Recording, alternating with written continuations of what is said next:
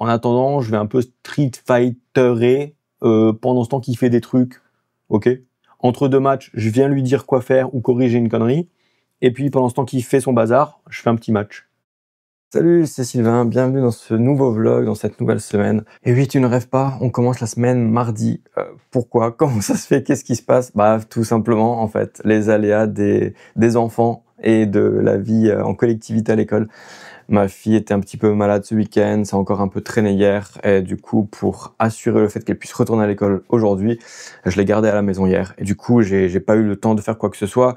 Et associer ça au fait que si tu as vu la vidéo précédente ou les vidéos précédentes, bah tu sais que je suis un petit peu perdu. Je sais pas trop ce que je vais faire ou pas faire avec mon projet de bougie, etc. Bah tout simplement parce que voilà, pour l'instant j'ai eu des retours, mais des retours très mitigés, certains très positifs, d'autres très négatifs, d'autres au milieu. Bref, j'ai eu un petit peu de tout, et du coup, j'arrive pas trop à savoir dans quelle direction aller, quoi en faire, et quoi faire avec ce projet. En attendant, ça c'est le parti bougie pour les trophées avec Quentin. Pour l'instant, on n'a pas encore de news des différents clients, etc. Il n'y a pas encore de retour, mais il se peut que dans les jours qui arrivent, il y a une commande qui tombe et que du coup, je doive me mettre dessus. Pour l'instant, c'est pas le cas. Donc voilà, je me retrouve un petit peu entre guillemets sans avoir rien à faire. Et je sais pas toi, mais moi, mon cerveau, quand je lui dis qu'il y a rien d'urgent ou d'impératif ou quoi, il est en mode ok, on va se la jouer cool, je vais lancer un Street Fighter, une série, des vidéos YouTube et on va glander. Voilà, donc j'ai un peu du mal à me mettre à travailler quelque chose puisque je suis là-dedans. Ceci étant dit, je pense que ce que je vais faire ce matin, c'est que je vais tout simplement prendre le temps d'essayer de me créer un matériau 3D, un shader 3D de plâtre. Parce que une des idées que j'ai pour essayer de faire vivre le projet des bougies malgré tout, bah en fait ça fait un petit moment que j'ai aussi en tête l'idée de faire une version où en fait je prends le même objet, mais je le modifie un tout petit peu pour qu'en fait je creuse à l'intérieur quelque part un insert qui puisse réceptionner en fait ce genre de petite bougie chauffe-plat qu'on a tous, qu'on trouve chez Ikea ou ailleurs, pas cher du tout. Et du coup, je les imagine du coup faits en plâtre ou en béton. Et du coup, ça devient un objet beaucoup plus pérenne dans le temps, qui vit dans le temps, qui est pas éphémère, etc. Et en plus, c'est beaucoup plus simple à faire, beaucoup moins coûteux. Parce qu'en plus la bougie, ben, alors bien sûr moi je peux en mettre une avec, mais après c'est les consommateurs eux-mêmes qui vont rajouter du coup leur consommable à l'intérieur. Voilà, donc je pense que je vais tranquillement faire ça. Je regarde le stream de Ken Bogard, mon commentateur de jeux de combat favori, mais qui là fait du vélo, parce que c'est également un passionné de vélo et un grand cycliste. Et là il traverse quasiment toute la France, il fait Paris-Nice à vélo sur plusieurs jours. Donc on va regarder le stream de Ken Bogard et en même temps on va tranquillement se faire un shader de plâtre dans Blender pour nos bougies.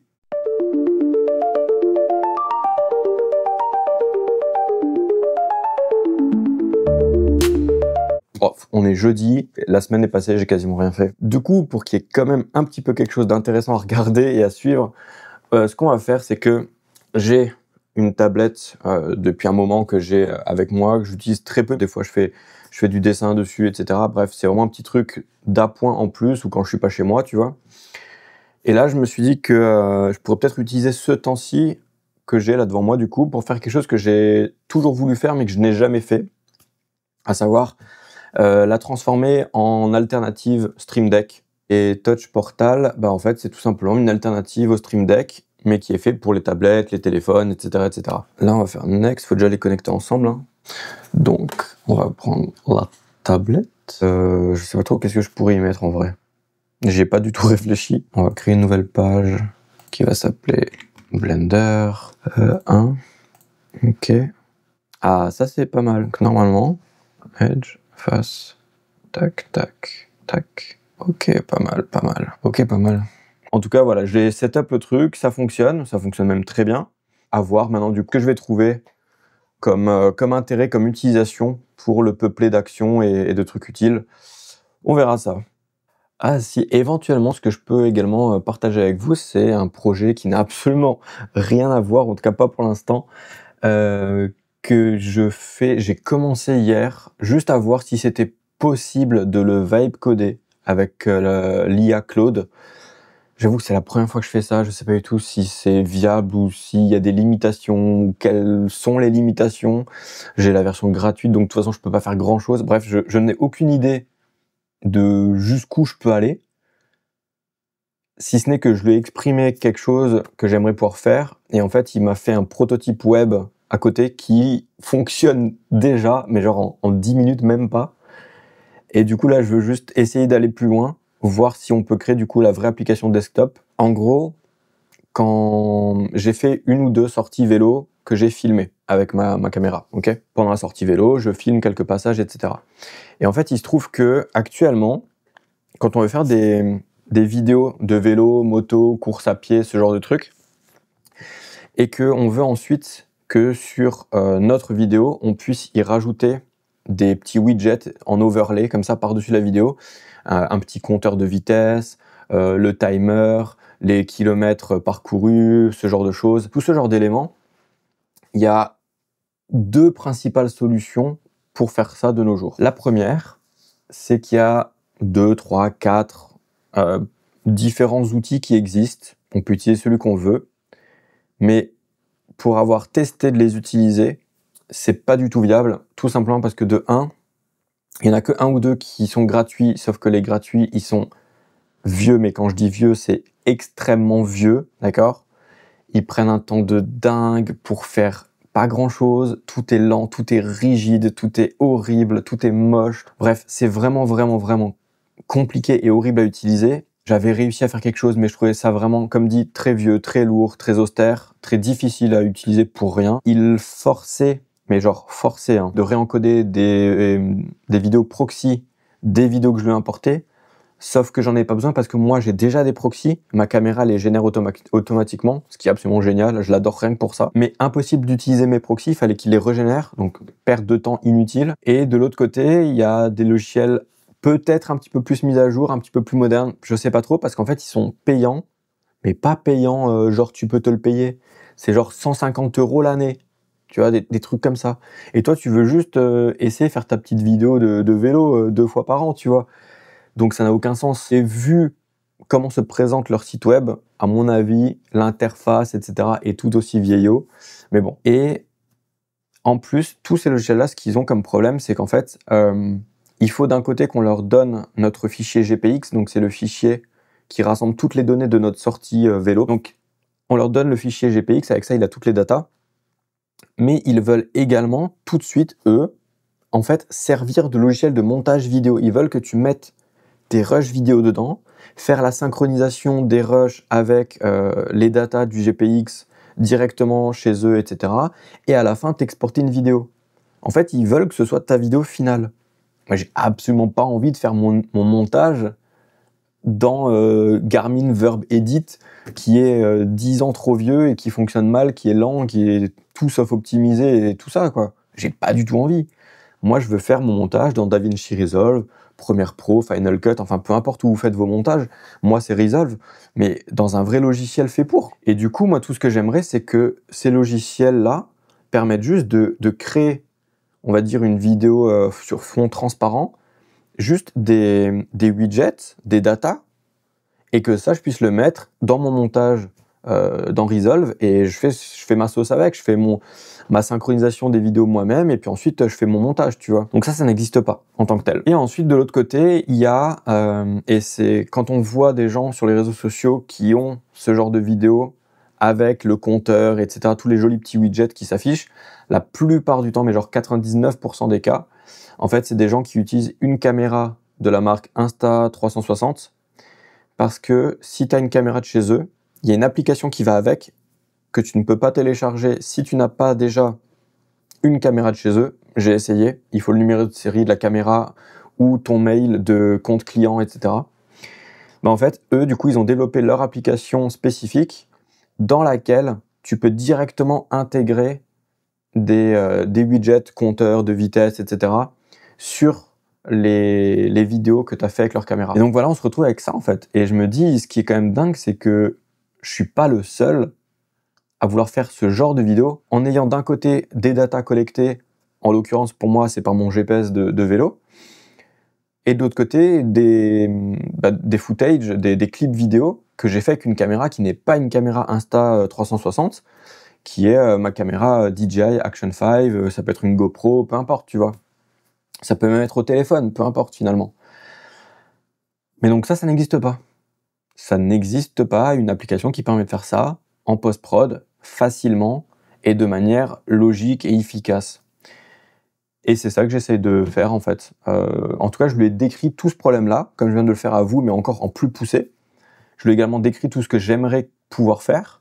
Et en fait, il m'a généré un prototype. Alors là, c'est la version web. Et donc, il y a juste l'export qui ne fonctionne pas. Mais par contre, je vais vous montrer. Mais vraiment, du coup, ce qu'il m'a fait, c'est qu'en fait, là-haut, j'ai un chutier dans lequel je peux importer mon GPX. Lui, il en capte automatiquement les différentes datas qu'il peut trouver dedans. Donc là, en l'occurrence, chez moi, c'est la vitesse, la distance, l'altitude et le temps parcouru. Ok. Et donc, en fait, si je clique sur vitesse, hop, ici, là, j'ai une prévisualisation de mon canevas. Et donc là, j'ai le widget kilomètre, enfin, de la vitesse. Donc là, il y a juste écrit speed, il y a la donnée kilomètre-heure et puis kilomètre par heure. Pareil pour la distance, hop, je peux mettre ça là. L'altitude, je peux mettre ça là. Le temps, je peux mettre ça là.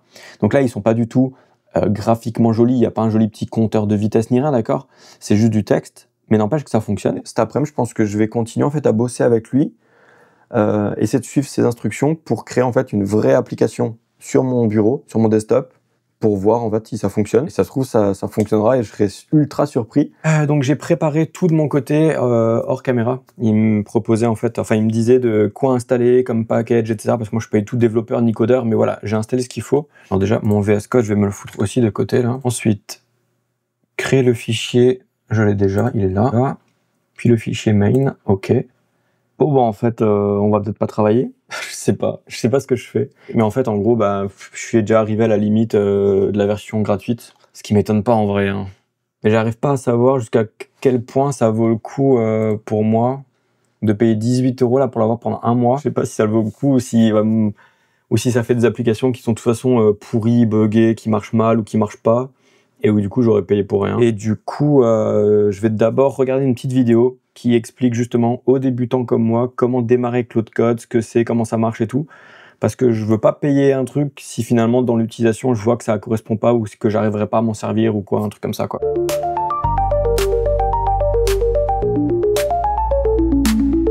Du coup, je me suis payé un mois de Claude Pro. Donc là-haut, j'ai Claude Code dans mon terminal. Là en bas, j'ai du coup l'application qu'il est en train de me développer, donc c'est le résultat, on peut dire. Là, j'ai mon Explorer Windows avec mes fichiers, et là, j'ai mon VS Code avec les différents fichiers, le code, etc. Donc voilà, je navigue entre tout ça. C'est mon setup. Il m'a posé des questions vraiment très intéressantes, même certaines auxquelles j'avais pas pensé. Alors, excellent. J'ai une vision claire maintenant. Voici le récapitulatif de la roadmap. Parfait, très clair. Ok, donc là, il commence par traduire entièrement l'interface en anglais. Ok.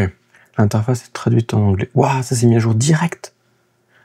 Si vraiment là, je sais pas, dans quelques jours, je peux avoir une application sur mon desktop qui fait là ce que je demande, mais c'est abusé. Hein. C'est vraiment abusé. Hein. Bon, alors il a fini. Il a quasiment fait toutes les features, même celles qu'il avait dit qu'il ferait plus tard. On va voir ça. Donc je me suis fait un petit dossier GPX, hop, on le prend.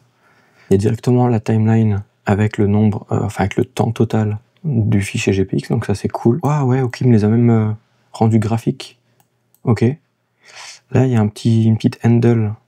Je peux changer sa taille. Ah par contre le texte lui il suit pas. Ok, ça faudrait que je lui dise. L'élévation et la distance parcourue, on va mettre ça là. Tout semble fonctionner.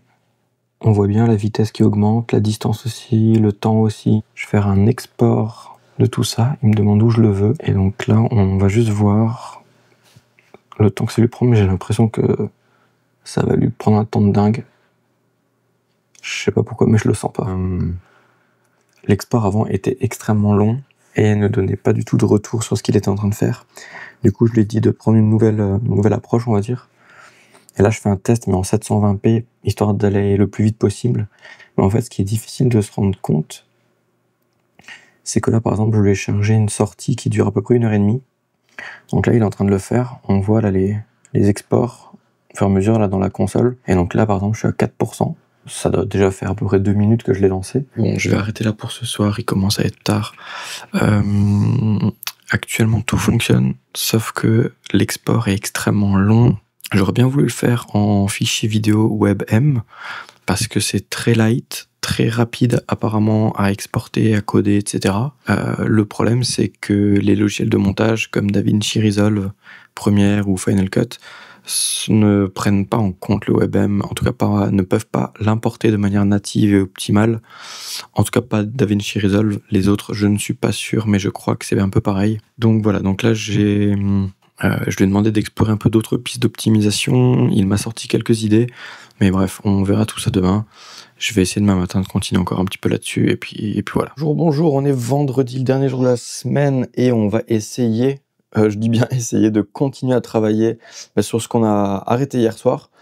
Quand je dis essayer, c'est tout simplement parce que je ne suis pas sûr de savoir comment faire pour que Claude Code reparte exactement là où on l'a laissé hier. Je ne sais pas s'il va se souvenir de la conversation d'hier ou pas. J'ai juste pensé à un truc hier soir en me couchant, c'est que peut-être pour améliorer l'export, en fait, on pourrait peut-être exporter chaque widget individuellement dans sa petite vidéo avec juste la taille du widget, histoire de pas avoir à rendre un truc 4K, tu vois. Peut-être que ça peut aider. Et du coup, tu te retrouves avec une vidéo par widget et tu les prends et tu les glisses dans ton logiciel de montage, sur ta timeline. Et comme ça, tu peux encore les repositionner où tu veux finalement. Bref, je vais continuer à réfléchir à tout ça et puis je vais essayer de relancer Claude Code. Donc là, j'ai déjà repréparé mon environnement de travail. Et puis c'est parti, on va essayer tout ça.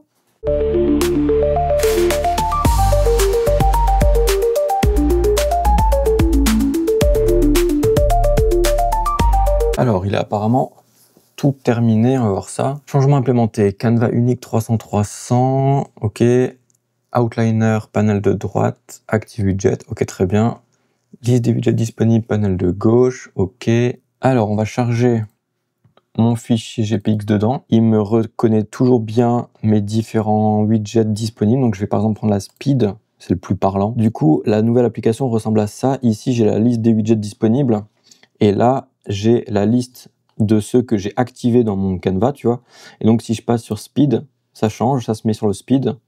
Et si je vais sur distance, ça met distance et je peux les supprimer. Et donc là, on est bien sur du 30 fps, data, export. On va tester ça. J'espère que ça marche et que ça marche de manière rapide. Ça serait vraiment, vraiment génial. Allez, c'est parti.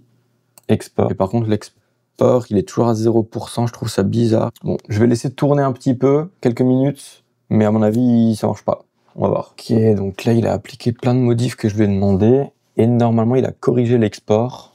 Donc, on va retester. L'export ne fonctionne toujours pas.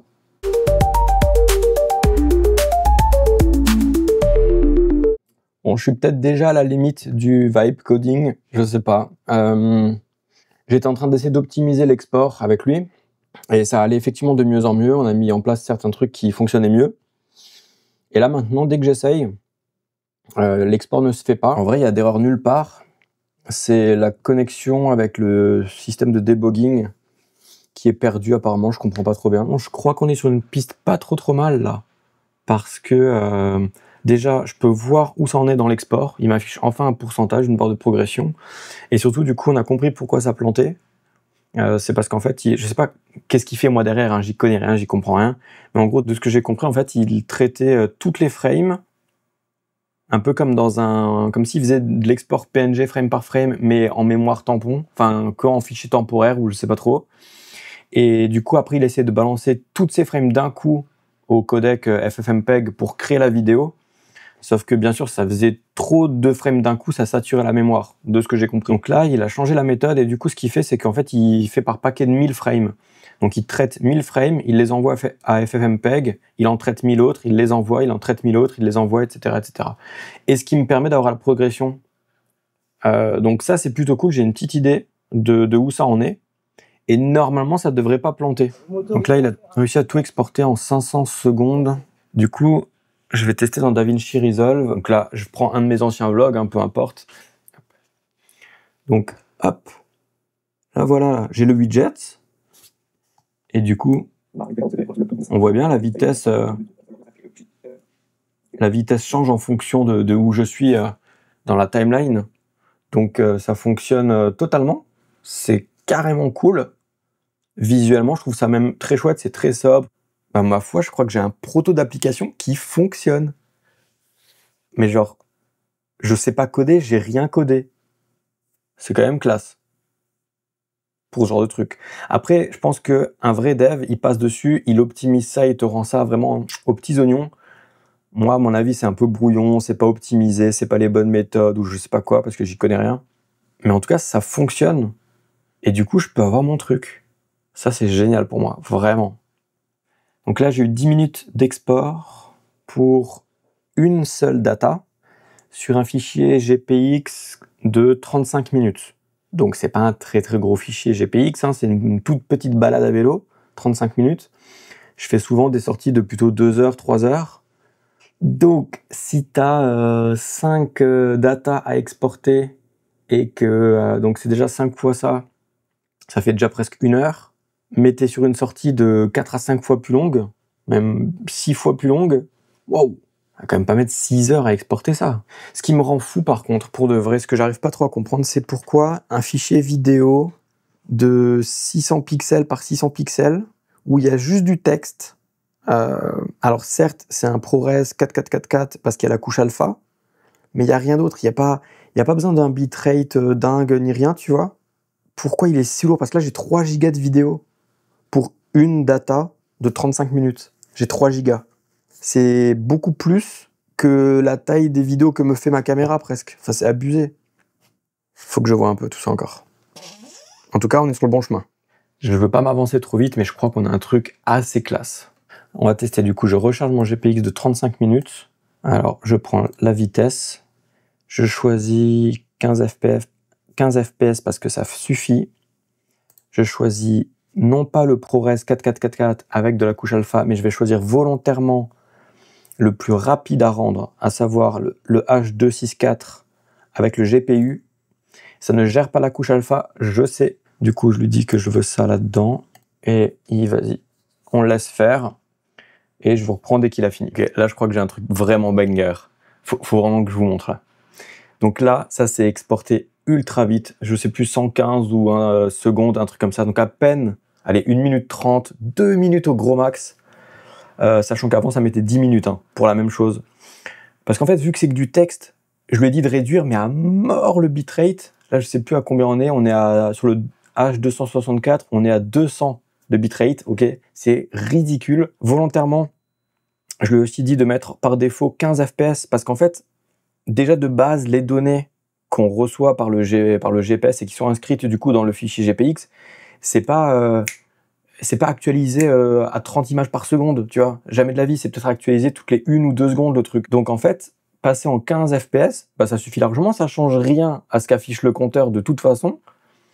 Donc ça réduit de moitié le nombre de frames qu'il est censé rendre, et la version de coup H264 sur le GPU, ben, ça se rend vachement plus rapidement que sur le CPU, ce qui est trop bien. Et en fait, la petite astuce, c'est que oui, on n'a pas de couche alpha, on a un fond noir, et je veux l'ajouter comme ça là sur ma vidéo, tu vois.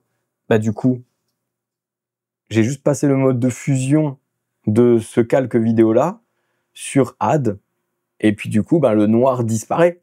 Aussi simple que ça. Donc j'ai un fond transparent en fait, suffit de changer le mode de fusion. Ça fonctionne super bien. Et le texte est propre et tout, malgré le bitrate bas. Je pourrais peut-être même le réduire encore, j'en sais rien. Donc voilà, ma solution actuelle, c'est ça. Et du coup, là, j'ai une application qui fonctionne. Genre vraiment, je peux l'utiliser. Trop content. Vraiment, vraiment trop content. Et bah, c'est là-dessus que je vais finir le vlog de cette semaine parce que on est vendredi après, je vais bientôt chercher ma fille. J'ai pas encore fait le montage de ce vlog ni rien et il faut que je le fasse. Du coup, voilà, j'ai un proto que j'ai entièrement vibe codé qui fonctionne. Il n'y a pas de vrai widget graphique ni rien, mais ça fonctionne.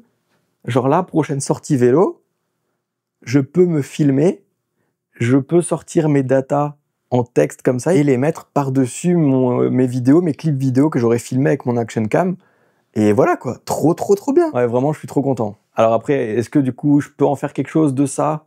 Ou est-ce que ça restera un proto juste sur mon PC à moi? Ça, j'en sais rien du tout, franchement. Faudrait limite que je vois avec des devs ou quoi par la suite. Mais bref, je suis quand même trop content de ce que j'ai réussi à faire là. Enfin, moi. C'est Claude Code hein, qui l'a fait. Et puis voilà, on reprendra ça semaine prochaine, à un moment donné. Voilà, un nouveau fil rouge. Bon allez, c'est là-dessus que je vous laisse. Bon week-end à tous et puis à la semaine prochaine. Ciao. Ah, c'est cher le vélo.